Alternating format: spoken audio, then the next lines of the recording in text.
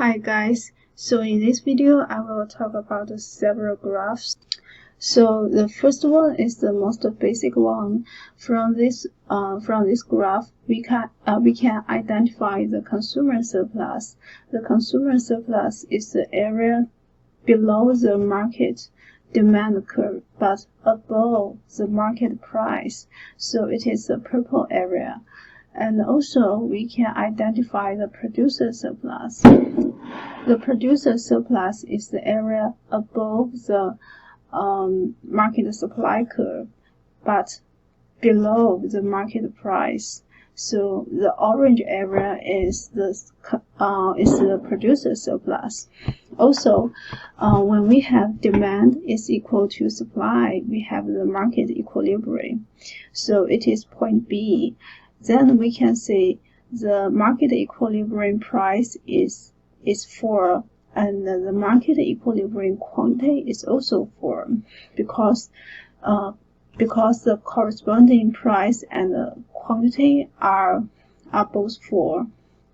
And then we can also say something else from this graph.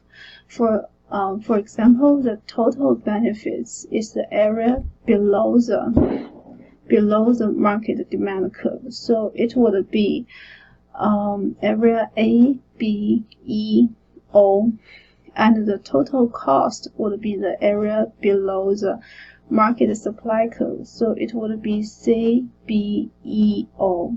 Then the market net benefit would be the difference of total benefits and the total costs, which would be A, B, C. The deadweight loss caused by the negative externality. Suppose there is a polluting company, then there will be a pollution from the production process, right? So from the company's perspective, it only cares about MPC and MSB. MPC is marginal private cost. MSB is marginal social benefit.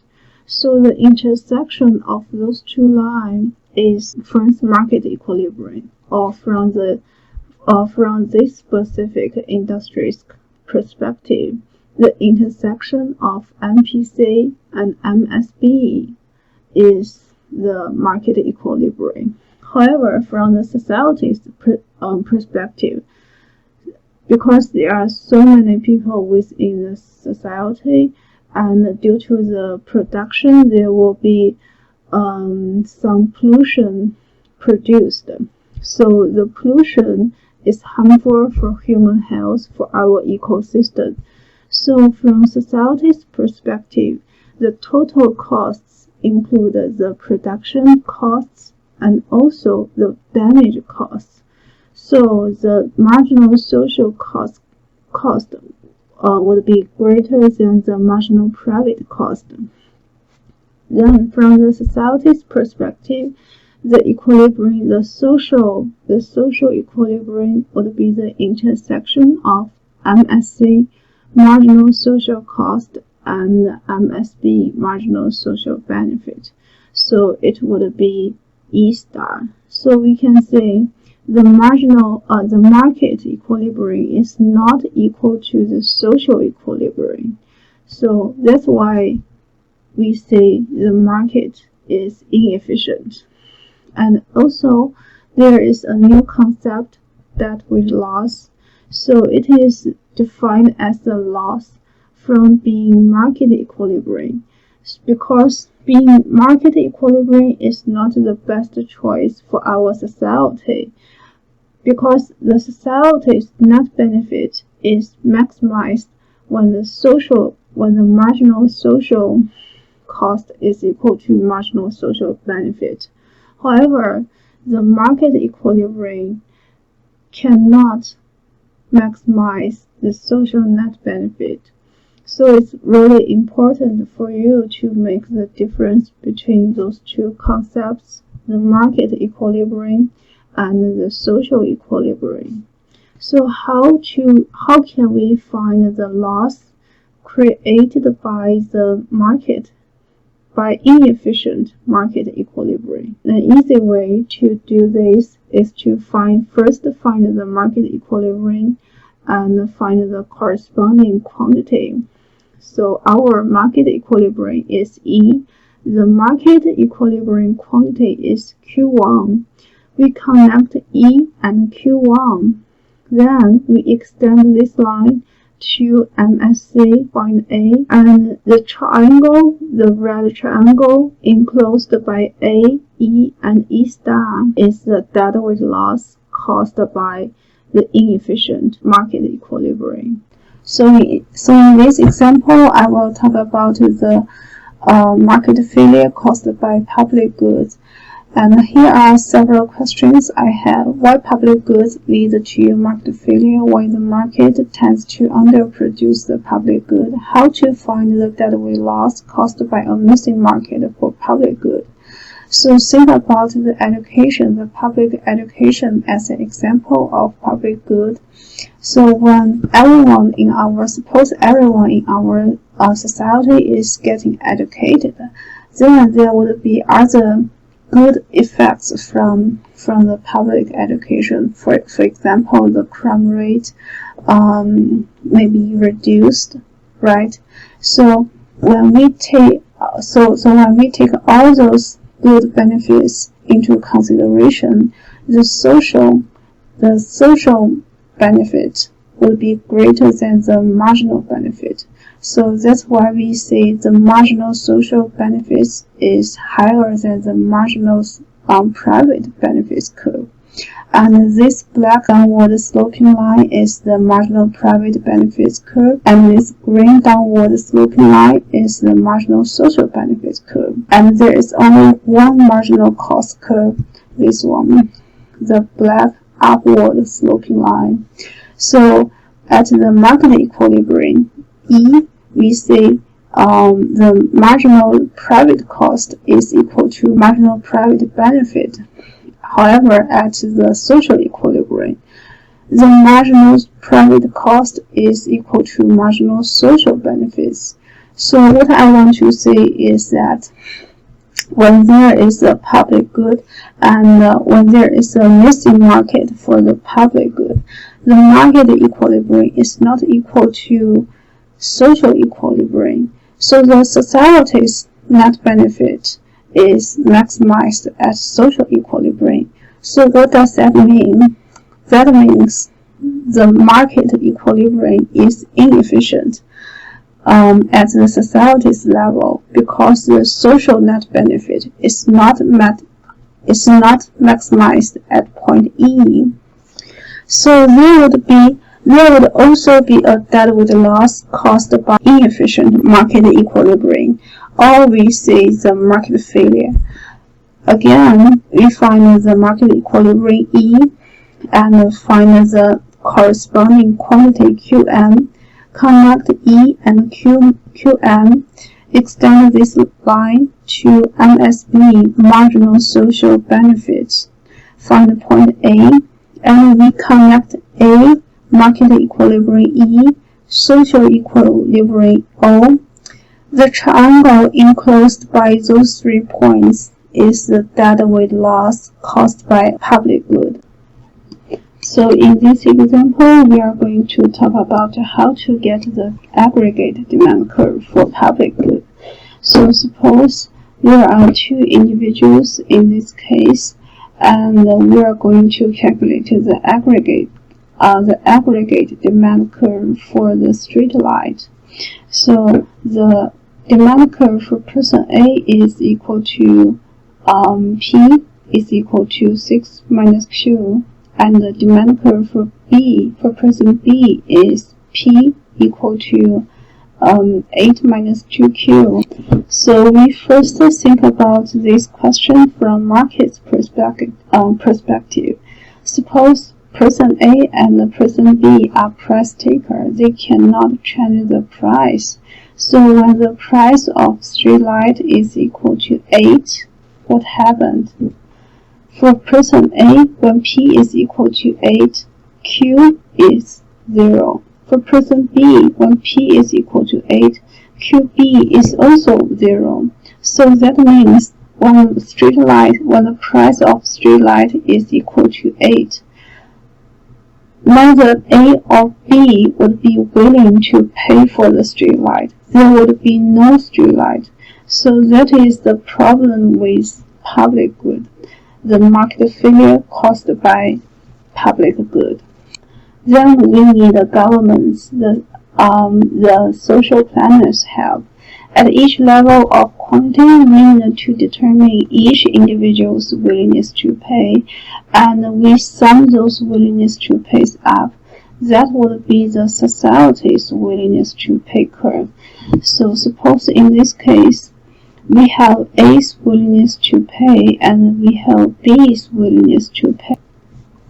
The orange line represents B's demand curve, and the blue line represents A's demand curve. And the aggregate demand would be a summation of person A's demand and person B's demand. It would be equal to 14 minus 3Q. And this one, the aggregate demand, is the society's demand curve. So suppose the price for a public good, the price for the street light, is higher, then there would be still some people willing to pay for the public good. And remember, there is a kink on the graph. So that is caused by when the quantity of the street light, when the quantity of a specific public good is greater than 4, then only A is willing to pay for the street light. For person B, 4 units of this public good is good enough. So person B does not need extra units of the public good, and he or she would not be willing to pay for that. So when the quantity of this public good is greater than 4, we only take A's demand curve into consideration. That's the reason why we have a kink here for the aggregate demand curve. And that's all for the aggregate demand curve for public goods. When the quantity is greater than 0 but less than 4, then the aggregate demand curve would be the summation of A and B's demand curve. And when the quantity is greater than 4 but less than 6, then the aggregate demand curve would be only person A's demand curve. And when the quantity is greater than 6, there would be no demand for this public good. And for this one, I will talk about how to get the optimal level to pollute and abate. So when we are talking about the pollution, there are 2 different types of costs created by the pollution. The first one is the damage cost. It's just the damage to our ecosystem, the damage to humans' health. And the second type of cost is the abatement cost. So we cannot pollute as much as we want. So we need to abate a certain amount of the pollution. So the cost to abate is the abatement cost. And what is the optimal level to pollute and what is the optimal level to abate? That is my question for this graph. So as we can see, there are 2 lines. The red line represents the marginal damage cost curve, and the green line represents the marginal abatement cost curve. And the x-axis from the left end to the right end represents the quantity to pollute, and from the left end to the right end represents the quantity to abate. So from this perspective, the area from the left to right, the area under the marginal damage cost curve is our total damage cost, and from right to left, the area under the marginal abatement cost curve is our total abatement cost. So from the society's perspective, we need to minimize the sum of the sum of damage cost and the sum of abatement cost, and the total cost is minimized when we reach at this point, where we have marginal damage cost is equal to marginal abatement cost. So why? Suppose we pollute more than the optimal level here, and the amount to abate is equal to BD, the length of BD. So in this case, the total damage cost would be the area under the marginal damage cost, right? So it would be ABO, and the total abatement cost would be CBD, and the sum of those two areas would be AODC. So which would be greater than this triangle, and we call the extra part of costs the deadweight loss. So when we plot at this level, at B, we say this is an inefficient level, and the extra cost we need to pay is the deadweight loss caused by the inefficient level of pollution. And I have another question. Do we need to reach the zero pollution, since pollution is bad, right? So how about zero pollution? Let's say about this example. Suppose we pollute less and abate more than the optimal level, and we pollute this amount OC and abate BC. Then the total cost, the damage cost and the abatement cost would be the area ABOD. So we can say the total cost would be greater than the total cost at the optimal level, right? So the extra cost, we call this part AD, and this point, the extra cost is also the deadweight loss caused by the inefficient level of pollution and abatement. At the optimal level of allocation, the total cost is minimized. Then I will talk about the price-based instruments to control the pollution, the Pigovian tax, or we just call it the tax.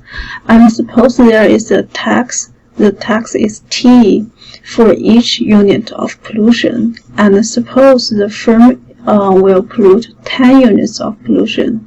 So my question is, what is the optimal level to abate? So the optimal level of allocation is achieved when we have MAC is equal to tax. So the MAC is our marginal abatement cost curve. Under the MAC, there would be a total abatement cost, and under the tax curve, there would be a total tax paid. So from firm's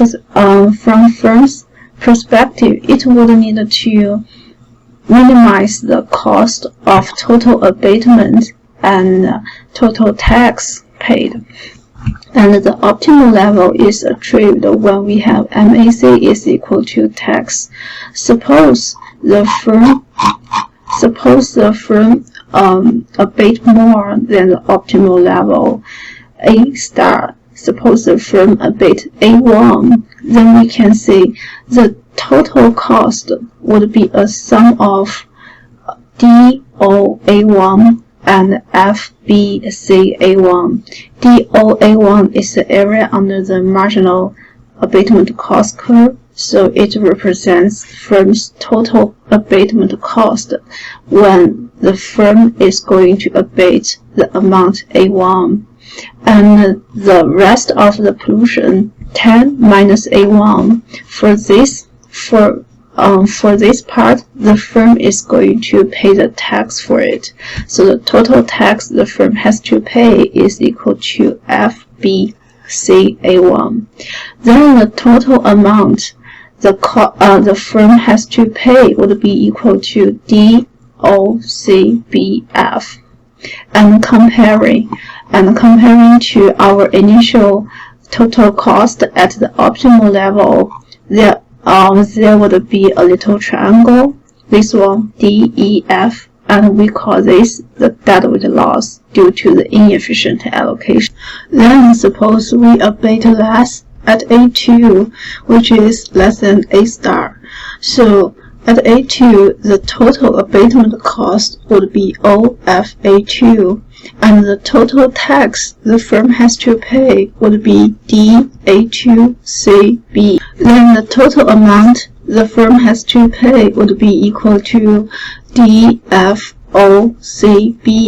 So comparing to our initial allocation, the optimal allocation, the total amount the firm has to pay. So in this case, the firm has to pay extra DFE, and we also call this part the deadweight loss caused by inefficient allocation of pollution abatement. So that explains why A star is the optimal level to abate, because when we abate more or less than A star, there would be a deadweight loss caused by the inefficient allocation. Then I will talk about the second part of the Pigovian tax. Suppose there are two firms, and firm 1 with higher marginal abatement cost, firm 2 with lower marginal abatement cost. And then we can see from our those two graphs from our lecture notes, for the firm with higher marginal abatement cost, the total amount it has to pay when there is a tax is BOCD. But for firm 2, it has a lower marginal abatement cost. Then the total amount it has to pay to pollute 10 units of the pollution is B1O D1C1. So we can see for firm 2, it can pay less for 10 units of pollution just because it has a lower marginal abatement cost curve. So that's what we say an advantage of this method, of this pollution control method. Firms would have incentive to adopt a cleaner technology to reduce their marginal abatement cost. Then, for the same unit of the pollution, they can pay less. Then I will talk about another price-based instruments to control the pollution, cap and trade. So for this one, we need to explain how cap and trade works and consider a high abatement cost and a low abatement cost firm. So who buys and sells permits? Why? And what is the equilibrium condition achieved when they trade permits? So first, suppose there are two firms with different level of marginal abatement cost. Firm 1 with higher MAC, firm 2 with lower MAC. So this red curve is firm 1. This green curve is firm 2. So unregulated emission for each firm is 12 units of pollution. So without regulation, each firm will pollute 12 units of the pollution. Then the total emission would be equal to 24 units. But there is regulation. The government sets the goal to reduce 50% of the pollution, and each firm is assigned 6 units of permit to pollute. One permit means 1 unit of the pollution, and each firm is assigned 6 units of permit to pollute. That means each firm needed to abate 6 units of the pollution. But the permit can be traded. And then suppose this is the initial setting. The x-axis represents the quantity to abate, and And with government's regulation, each firm 1 and firm 2 have to abate 6 units of the pollution. For firm 1, its marginal abatement cost would be equal to 3. And for firm 2, the marginal abatement cost would be equal to 1.5. That means for firm 1, it would be willing to buy one more permit to pollute, and the price of this permit should be less than 3. And for firm 2, it would be willing to sell permits. And on the other hand, that means for firm 2, it would be willing to abate more units. And the price of the permits to sell for firm 2 should be greater than 1.5. So that means there would be room for firm 1 and firm 2 to trade. Suppose firm 1 buy one more permit from firm 2. Firm 2 sell one permit to firm 1. Then firm 1 only needs to abate 5 units of the pollution because it has 7 permits to pollute.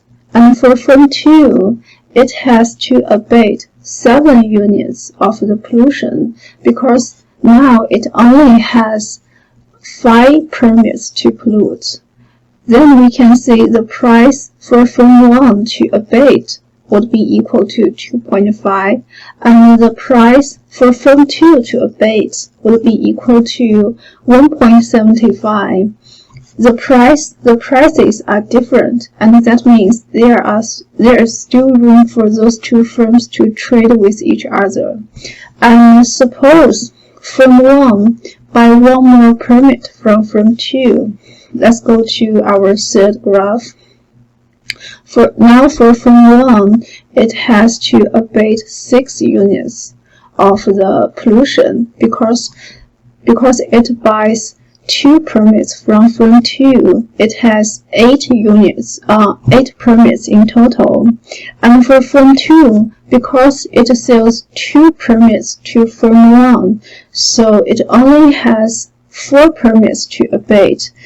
On the other hand, that means firm 1 has to abate 8 units of the pollution. Then we can say their marginal abatement cost is equal to each other. MAC1 and MAC2 are both equal to 2. That means there will be no room for them to trade anymore. Then I will talk about the advantage from this permit trade game. And this graph, the 2 gray triangles ADC and DHG represent the saving for each firm from this trading game. For firm 1, before trading, it has to abate 6 units of the pollution, right? So the total amount for firm 1 to abate, the total abatement cost would be ABO. But after trading, it only has to abate 4 units of the pollution, and the total abatement cost would be CEO, and CEO is less than ABO, right? But on the other hand, it has to pay extra amount of the 2 permits because it buys 2 permits from firm 2. So the price of those 2 permits is equal to CDEB. So that means after trading, the total amount firm 1 has to pay is equal to CDBO, and the difference between CDBO and ABO is this gray triangle ADC. So savings for firm 1 from trading is ADC, and let's see the case for firm 2. Before trading, it has to abate 6 units of the pollution, and the total abatement cost would be equal to HOB. But after trading, it has to abate 8 units of the pollution, and the total cost becomes larger. It is equal to GP. GOF. But on the other hand, firm 1 pays the price of 2 permits to firm 2, and the price is equal to CDBE. So that means for firm 2, after trading, firm 2 pays OGF minus CDBE. And when we do a little math here, the total amount firm 2 has to pay after trading would be equal to OHB minus DGH. And the DGH is the saving for firm 2 from trading. So that is the advantage of permit trading when there is a market for firms to trade their permits. And besides that, I recommend you to go back to my video Math for Permit Trade to understand the savings from this permit trade game from another perspective. So in this video, I talk about how to calculate the exact savings from the permit trade game when we know the MAC for firm 1 and for firm 2. And what I want to talk next is this table. And as some of you may already notice, in our assignment, we have the similar table. So, for example, for firm Ace Energy, when we already know the units of pollution abated, and when we already know the marginal abatement cost for each unit of the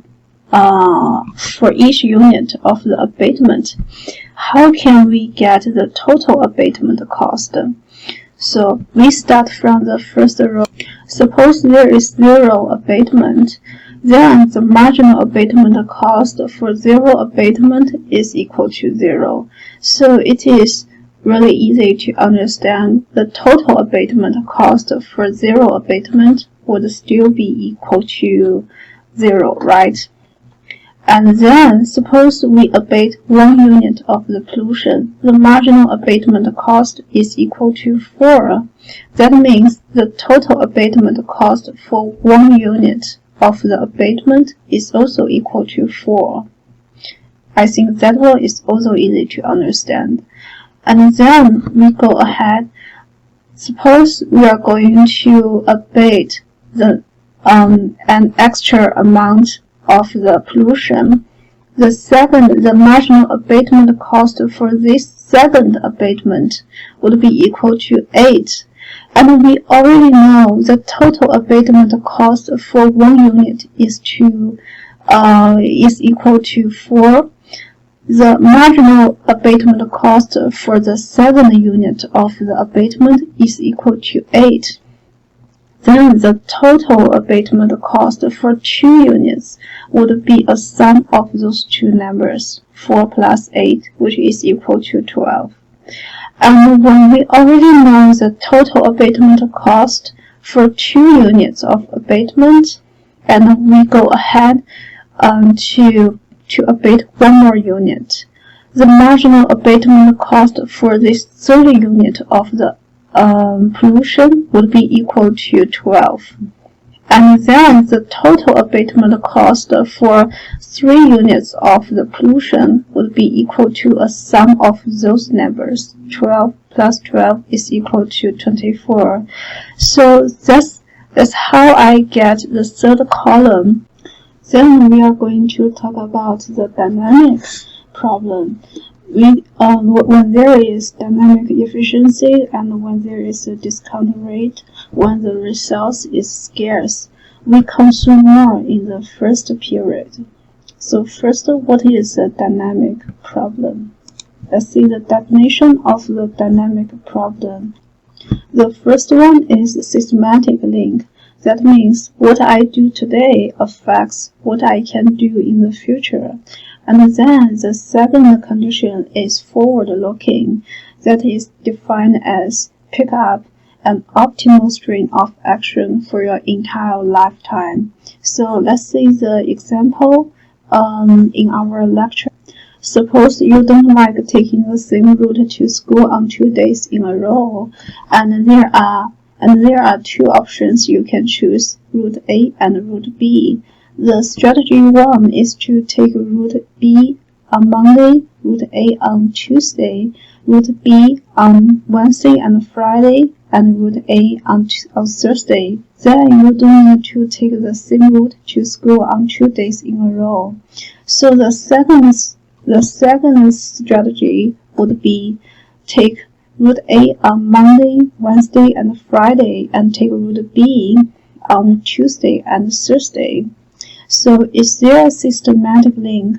So from my perspective, I can say yes, there is systematic link because what I choose today would affect my choice tomorrow. Suppose I choose to take route B today, then tomorrow I'm going to take route A. So I call that the systematic link. So is it forward-looking? No, because there is no optimal option. I can my satisfaction level from strategy 1 and from strategy 2 is equal. I can choose either one. There is no difference between those two strategies, so there is no optimal choice. So that means this one is not a dynamic problem. So let's see this example. Suppose I already know on Friday route B would be closed. Then what should I do to make my decision on Monday? That means on Friday I can only choose route A. On Thursday I can only choose route B. On Wednesday I need to choose route A. Tuesday route B. Monday route A. So that would be my optimal choice, and what I choose on route A would affect my actions in the future. So for this one, this example is a dynamic problem because first there is systematic link. What I do today would affect my action in the future, and second, there is an optimal choice. Or I can say there is only one choice I can make, that's to take route A on Monday, Wednesday, and Friday, take route B on Tuesday and Thursday. Then go back to our lecture slide. Why resource scarcity is important for us to make a difference between a static problem and a dynamic problem. Suppose there is unlimited resource, then we don't need to then this problem is just a static problem because we can consume as much as we want in each period. However, in most cases, the resources are limited, so that is a dynamic problem because we need to make a choice for what to consume in the first period, what to consume in the next period to maximize our net benefit, because the same amount we consume in period 2 would worth less than the same amount we consume in period 1. Why? Because there is a discount rate. When there is a discount rate, suppose we consume 6 units in period 1. The 6 units in period 2 would be worth less than the 6 units in period 1. So that's the key point for this dynamic efficiency problem. You need to take the discount rate into consideration. Then let's see this graph to understand the question B. Why we consume more goods in the first period? Let's go back to our lecture notes at first. The marginal net benefit for the first period is equal to minus 4 minus 0.4 times Q. Q is our quantity plus 6. So the present value of marginal net benefit in period 1 is still equal to this equation. But for period 2, the marginal net benefit function is still this one, but there is a discount rate. So we are in today's value, we need to compare the present value of marginal net benefit in period 1 and the present value of marginal net benefit in period 2. That means we need to convert the marginal net benefit in period 2 back to today's dollar. So when the discount rate is equal to 10%, the present value of marginal net benefit in period 2 is equal to this. And when we do little math, the present value of marginal net benefit in period 2 is equal to minus 0.36 times Q2 plus 5.45. And when we plot those two equations, those two functions in this graph, we get this. So from the left end to the right end, the x-axis represents the quantity consumed in period 1, and from the right end to the left end, the x-axis represents the quantity consumed in period 2, and the left y-axis represents the marginal net benefit in period 1. The left y-axis represents the marginal net benefit consumed in period 2, and when we plot those two functions in this graph, this one represents the marginal net benefit in period 1, and this one represents the marginal net benefit in period 2. The intersection of those two lines is our equilibrium allocation, or we say is our efficiency allocation, because at this point we can say sum of net benefit in period 1 and in period 2 is maximized. And if you don't believe in that, let's say if we consume more in period 1, then the total net benefit would be enclosed by those green lines. And comparing to the optimal allocation, there would be a deadweight loss. And suppose we consume less in period 1, the total net benefit would be enclosed by those green lines. There would still be a deadweight loss caused by this allocation. So we call those two types of allocation the inefficient allocation, because the net benefit is not maximized. And in case you are still confused about how to calculate the net benefit, let's go back to this example.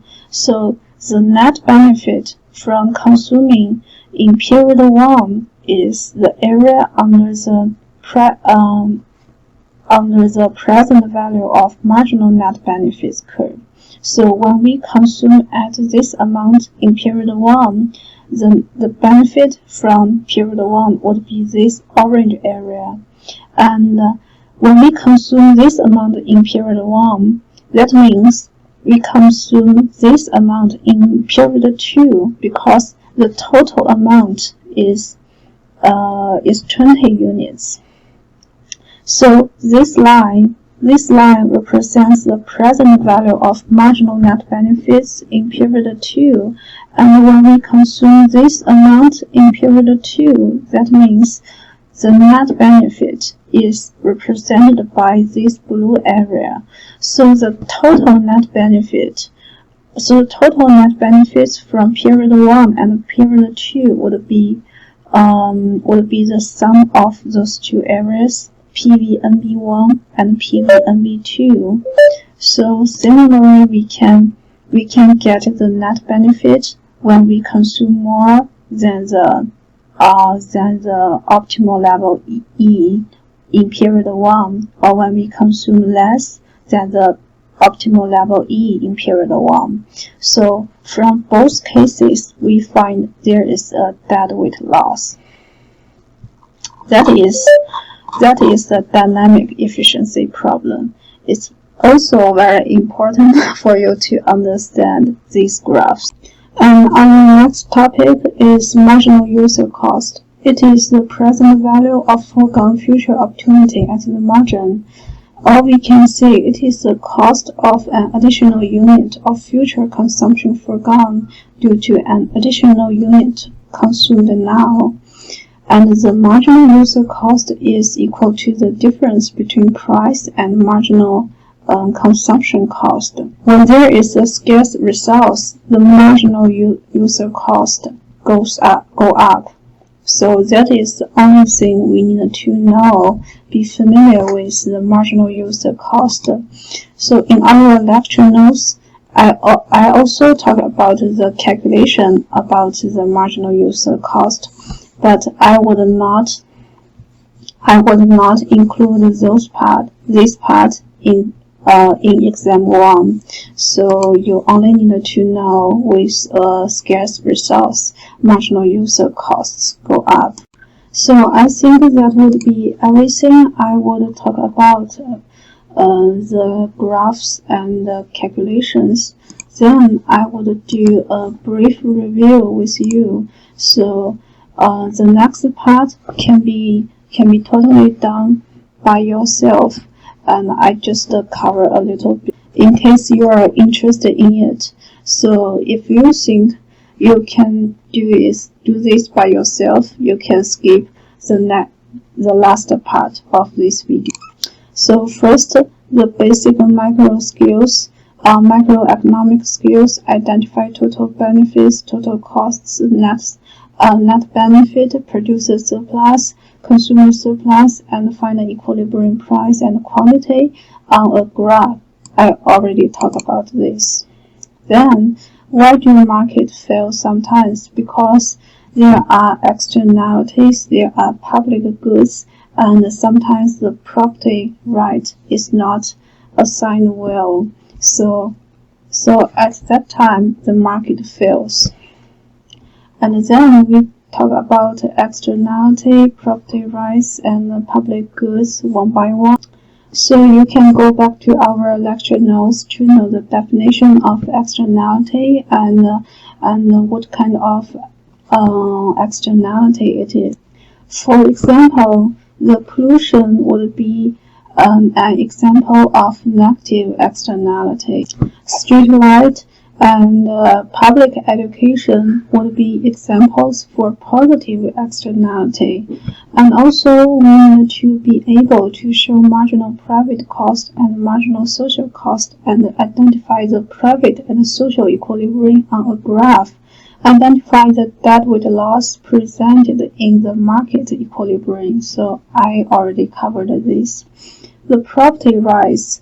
So the most important thing we need to know from property rights is the cost theorem. So you need to be familiar with the conditions required for cost theorem, and also be familiar with the definition of willingness to pay and willingness to accept.